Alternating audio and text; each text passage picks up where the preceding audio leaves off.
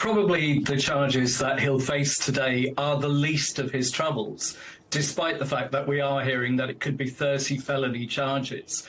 It's unlikely that even if he was found guilty of these charges, that he'd serve any time in jail. But there are other investigations that are swirling around, that are coming to a head, where clearly the prosecutors want to see what happens in Manhattan today as to whether they will press the button and go ahead with their own charges. For instance, around the January 6th insurrection, around taking government documents, presidential documents, and holding on to them at Mar-a-Lago.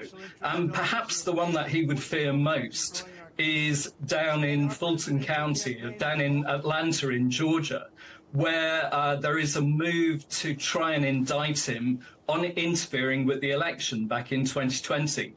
If he was indicted and found guilty on that, he would serve serious jail time.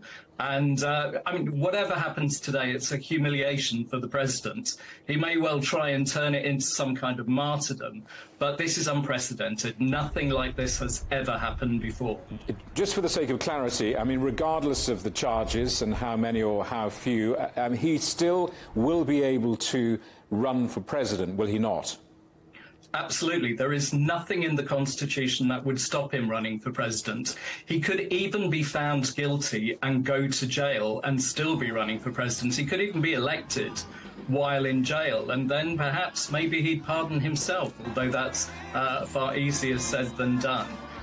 This is not something that the framers of the Constitution ever thought about. The presidency was supposedly for the greatest and the best of American citizens, but perhaps that's not the case in the 21st century. Mark, you would have thought Joe Biden's supporters would be rubbing their hands in delight at all of this, but of course this means blanket Donald Trump on the American networks, which during this incredibly long election campaign that we see in the United States is perhaps ironically bad news for Joe Biden and his campaign. Absolutely. In 2016, Donald Trump got elected to the American presidency by making himself the story. Every day he would go out with some kind of a tweet that would make him the story, and the rest of the political field and all of the media would react. This, weirdly, gives him a huge platform to be the story again.